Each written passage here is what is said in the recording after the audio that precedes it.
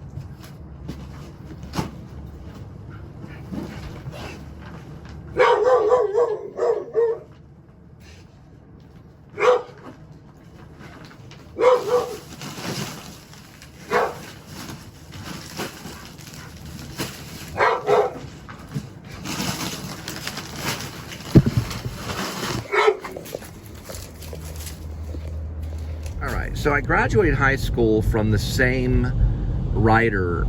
I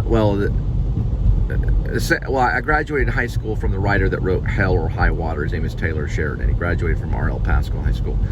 I went to Richland Rebel High School, which changed their mascot now to Royal Lions. So this is the Buffalo. They're Haltom. I went here for a semester. And then I left and went to Pascal because I was threatened by gang members here, and they threatened to beat me up. So I left the school and went to Pascal High School and graduated from Pascal. So Haltom was real bad in the 90s. It was a really bad place to go in the 90s. And I even had to leave my car at the school, and I walked out the back. It was a gang of Mexicans that they wanted to beat me up. And I had to leave and head back. Now I ended up graduating from Pascal High School, and then I went to Texas Wesleyan for 3 years to get my associates. And I got a scholarship for theater arts to go to Texas Wesleyan. Then I went to UNT and got a scholarship for theater arts at UNT and graduated at UNT in 2000.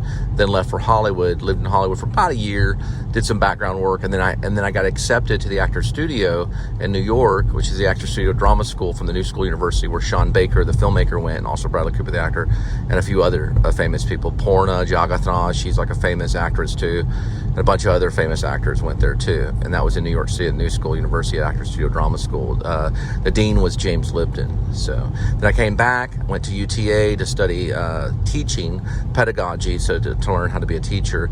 I did that for about almost 2 semesters and never got completely certified, but I was able to teach. I substitute taught for about 6 years. I taught professionally at a private school at Trinity Valley for about a semester, so I have been a teacher before. And then I also substituted for about 6 years, but never really pursued teaching as my main career. I've done everything from banking to film acting, even theater acting too. I worked for Dallas Children's Theater and got some equity points there as well. I've worked for a lot of different theaters, and I've been doing this kind of stuff, like acting and stuff, for more than 30 years. I started this vlog about, I guess you could say I started this vlog, or started the YouTube stuff 2010, but that was my first channel called Pigeon Pigeon 1. I started the Cole Spivey channel probably, let's say probably 2011-ish, 2012-ish or so. And I didn't decide to start an actual show until about 2.5 years ago, until I met Linda.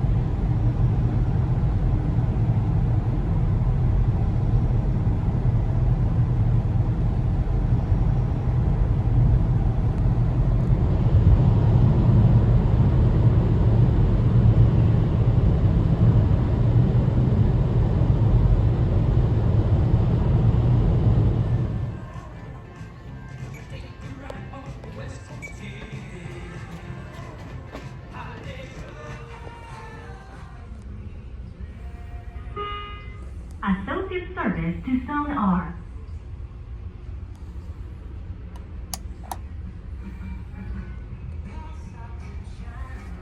Back in the day. Okay, so I got a really good mask. It's actually called a Cooper fit. And you can see right here where it says, or Cop fit, I'm sorry. Cop fit is what they call it. C-O-P-P fit. So how it works is it has a lanyard. So that goes around, and I'll kind of show you how it works. Okay, so here's the lanyard, the COPP mask, okay? These are really hard to find, and I only have one of them right now. I got another cloth mask at home. You can see it has a long thing here, so it just fits right over like that. So you have the mask on you, and someone sneezes or something like that, you can just pull it up. And this isn't just for COVID, this is for normal colds. You know, it could be for COVID if you want it to be, or just a normal cold or a flu, because the flu season's coming up. And this kind of gave me an idea that, you know, I mean, sure, there's COVID, but yeah, there's also just regular flu or a regular cold. So it got me through the first height of COVID. I didn't use this one. I used one of the more medical ones like this, which these kind of get nasty after a few times. They get kind of worn, and this is actually cloth. So these you can wash and stuff, and it has a lanyard. So when you press it like this, you put it on here, okay? And then you press it down here so it fits. And it's got a little bit of a stretch here. And it doesn't have a wire thing. Like these actually have a wire thing. So if I wanted to wear two of them, I could go like that and have two. Or I have like the wire thing that fits on top of it. So that's clear. And then I have a backup here. So this is pretty much like, you can see it has a wire on it right here. So it's gonna form over the top of the nose here. And then you have like that. So this is really good protection, especially if I'm gonna be at the mall, walking around, things like that. Plus I got my glasses on, then I can take this off here. And this is mostly just for like colds. It can be like any type of flu, any type of cold. Because to this day on, before the Messiah comes back, there's always gonna be sickness. It says it in the Bible, it says, the sickness will not end in death, but unto the glory of the Lord. That's in John, if you read the book of John in the Bible, in the New Testament. So there will always be sickness, whether it be cold or COVID or whatever, you know, it'll be some type of this. And this is what I got right here. So I'm really excited about this, having it through the season. And then I have this as backup. So I have two of them. And I can just wear this around, you know. You can see how it fits right here. Just fits right here. And if something happens, I can just put it up here real quick. And then, if, you know, if someone's sneezing or something, I can put it up here really quick, you know, like that, and then pull these back. And I'll probably practice in the mirror at home so I can get that down really quick. So if I hear, achoo, I'll just, you know, what was that? And come up with the backup right here. I'm good to go. That way, it's almost virtually almost impossible to make them sick. Now, another thing I do use right here, just to let you know, is this is DoorDash certified. Certified through DoorDash, the company, anti-bacteria, or what they call hand sanitizer.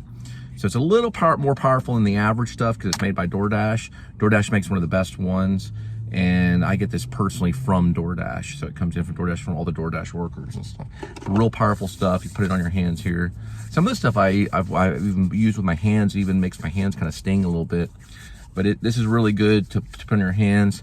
And I got this as backup right here, so I'm good to go. All right, so this does have the wire in it. So I just found out it does fit like that, has a wire in it. Okay, so you want to see get gas right here? I got a lot of, it's okay. We can wait. How much is it? Is it super cheap? Got just enough for my thing, and then. So is it super cheap? I don't know yet. Let's see. I just feel like it might go up tomorrow because it's getting closer to that. Yeah, it'll go up, but we have to see if it's super cheap. We'll go ahead and get it down.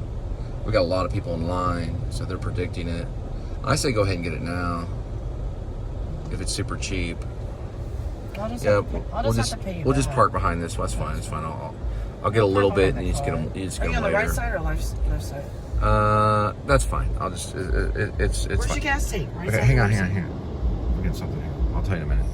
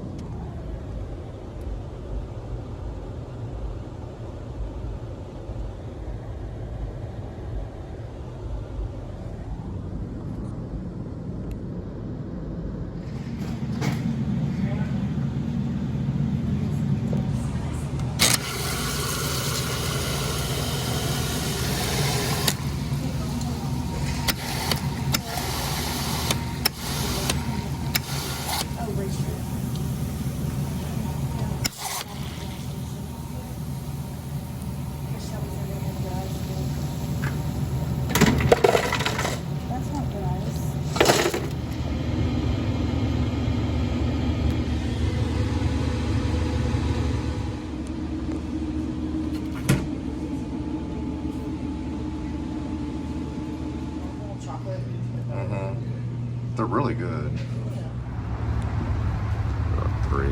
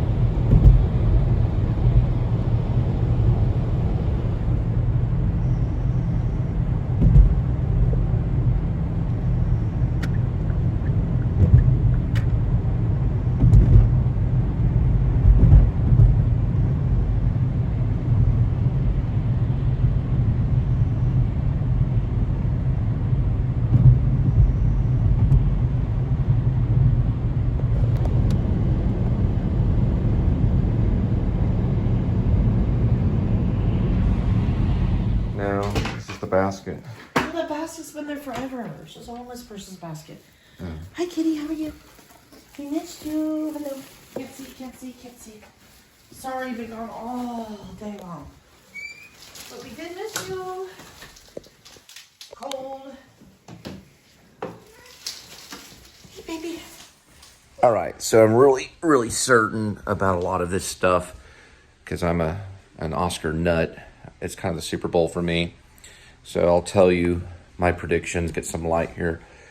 Well, I already know that for a fact, and I've learned this from secret sources, Brendan Fraser is winning the Oscar for Best Actor this year. I'm pretty sure The Whale's going to get Best Picture. So Darren Aronofsky is going to get Best Picture along with Best Director. Brendan Fraser is going to win it for Best Actor for The Whale. Now we're going to talk about nominations. So Brendan Fraser is definitely going to be nominated, but he's definitely going to win. So he's the winner. There's no doubt about it. This is a big-time home run for Darren Aronofsky. He probably deserves it. Now, also, nominations. Okay, so I'm just going to jump back and forth to, like, Best Actor to Best Supporting and things like that. So Paul Dano, Fabelmans, is probably going to get it for Best Supporting. I don't think that's a Best Actor role because it's not big enough, so I think it's going to be Best Supporting with Paul Dano. That's in the Fabelmans, Spielberg's. Now we're just going to jump right out to the side and talk about makeup. Best makeup is going for 100% sure. Best makeup is going to The Whale, Darren Aronofsky, and the makeup artist. I just saw an interview with him, so he's going to win an Oscar for Best Makeup in a motion picture for sure. No doubt about it. He had 12 weeks to do that entire movie, and he was able to pull off a shower scene with a morbidly obese man that who knows how much he weighs in that, but it's just a whole transformation in 12 weeks. They were able to do it. Darren Aronofsky he was going to do it in 5 weeks, but they stretched it to 12 weeks. There's a real good chance for Best Screenplay Adaptation is also going to go to The Whale. It could be a tie with Silence of the Lambs, because so far Silence of the Lambs, when it goes to Oscar history, so when we're looking at Academy Awards history, Silence of the Lambs has won more Academy Awards at one time than any motion picture. It was like Best Picture, Best Direction, Best Actor, Best Actress. It won all these awards and got more awards in one night than any movie in the history of movie making, okay? The Whale is probably going to get close. I don't think it's going to beat Silence of the Lambs, but it's going to get close.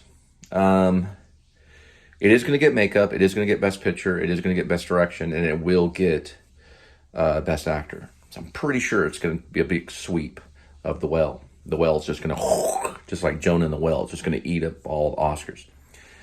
Paul Dano, like I said, he's going to get it for Fabelmans, Steven Spielberg's Fabelmans for supporting actor. I have not seen a lot of female roles this year. Okay, so Bradley Cooper is going to get a nomination if the Bernstein Maestro is released this year, which I don't know is his strategy, because he's strategizing probably either to release it this year or to wait. So he knows he'll be beat by The Well. He knows he'll be beat by Brendan Fraser and Darren Aronofsky's direction. So he'll get a nomination. Cooper will most likely get a nomination like he does almost every year, but it's going to be for what he's working on, which is his own project, Maestro, which is about Leonard Bernstein, or Leonard Bernstein for English majors. I don't even know how to pronounce Leonard Bernstein or Bernstein, but I don't really care. And regardless, those are ones I'm sure of. I'll have to do a bit of movie watching. Here's the thing. Like last year, many of the movies came out before the Oscars. We're about to bake a pizza right now. Actually, you know what? No, it's just tater tots. Never mind. We're doing tater tots. Let's see if we can see this right here. Doing tater tots right there. And Linda's in the shower. So last year, many of the Academy Award nominations, or many of the Academy Award movies that were nominated. It's better English there.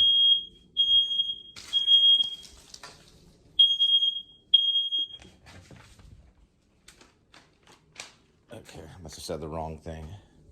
Shut these up here. There we go.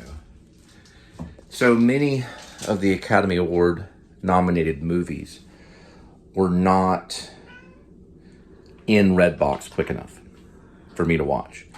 So, like, I didn't know that Nightmare Alley was going to be nominated, and I still can't find that in Redbox, so I haven't been able to watch it. If it doesn't go in Redbox, I don't get to see it. I don't do Netflix anymore. I dropped my Netflix. All I do now is YouTube. I don't do Netflix. I don't do HBO. I don't watch Apple TV. I don't watch any of it. Hulu. I used to have a lot of it. I used to have Hulu, Netflix, and Broadway HD. I had a Sundance channel. I had all of that. I got rid of all of it. Now I just do YouTube for free. Meaning I watch whatever they put on YouTube, which is movies that are like decades old and stuff like that. Some of them are classics. John Wayne films, like The Searchers and things like that. Great movies. Anyway, they do show some great stuff on YouTube. But now, if I'm going to see a movie, I'll go to Redbox and I'll just rent it, or I'll go to the library, like I did with this one right here. Went to the library and got that one for free. So mostly I just do YouTube only. I'm a big believer that YouTube is probably the place to go to even buy your movies, although I do like Vudu, which is VUDU. So you can get newer movies that are streamed on Vudu, and they have a pretty good system where it looks good on streaming. YouTube does have good ones. You have to turn the volume up sometimes, but then I noticed on Vudu you have to turn the volume up on that too. So streaming, usually you have to turn volume up on streaming. I still recommend go out and get the DVD. DVD's better, or Blu-ray. You put the Blu-ray in, it works well with the speakers. It's always great. It's your own little movie. If I'm going to wait for DVD for these things, I'm not going to be able to review them until next year. So whatever comes out in Redbox, I'll be able to really give you an exact forecast of the Oscars this year. And I'll be doing probably, I don't know if I'll live stream. I've never really live stream it, but I'll be like posting on Facebook as it's happening. So as the Oscars are going on, my Facebook will be going kind of wild. I'll be like, okay, this person won for this. I used to take notes. I used to have like a spiral note. I sit there and take notes, and best cinematography, and I'd write the person's name down, and I'd keep a file of all these winners. Now what I do is I just post it on YouTube, and that way I don't have a bunch of spiral notebooks filling up with a bunch of Academy Award stuff that I'm not going to keep around anyway. Anyway, that's my predictions for right now. Like I said, if it goes to Redbox, it looks like a best. If The Well makes it to Redbox before the Oscars, then I'll be able to actually watch it. It's coming out, I think, tonight. We debated on going to the movies and actually seeing The Well. I don't really like going to the movies. I like having them at home because of the crazy stuff that goes on, and also because of COVID and things like that. But I did go to the movies last year, or I don't know if it was, no, I don't even think it was last year was Coda that won. Anyway, the year that Once Upon a Time in Hollywood came out, and The Joker that year, and it was also Astra with Brad Pitt did 2 of them, did the science fiction one, and he did Once Upon a Time in Hollywood, and I think there was The Joker and Irishman, and that was also on Netflix. That was when I had Netflix and I was going out to the movie theater. That was kind of like right before COVID, so right before coronavirus. I was still going to the movie theater and things like that.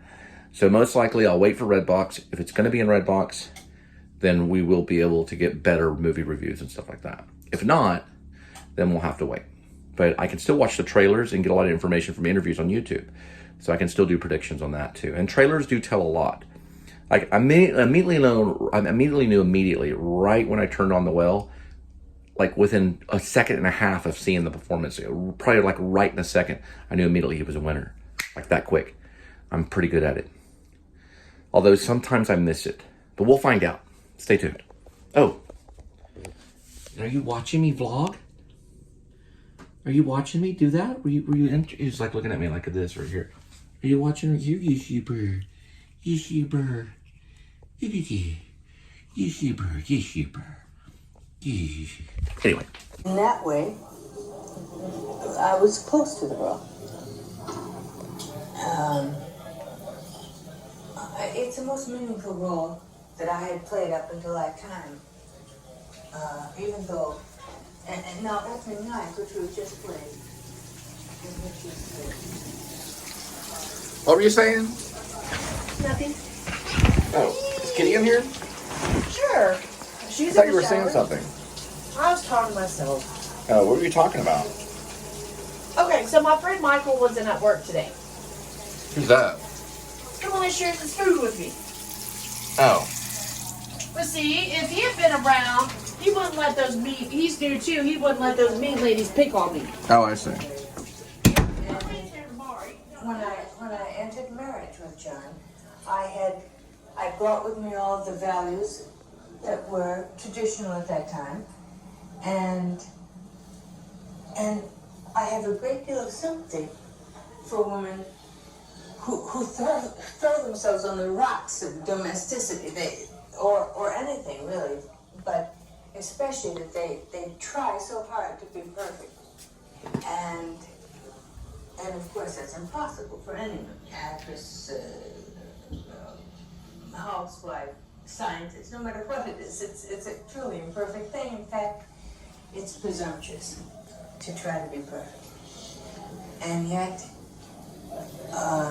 many of us have been programmed to that point of view, and the almost inevitable conclusion is failure. And the fact that you have to I guess I left my glasses out there. Love is not a constant thing. It goes, it's like an EKG thing. It goes, in Woman Under the Influence, Peter, who played my husband, was from a traditional Italian background. He had his idea of what a wife should be. And my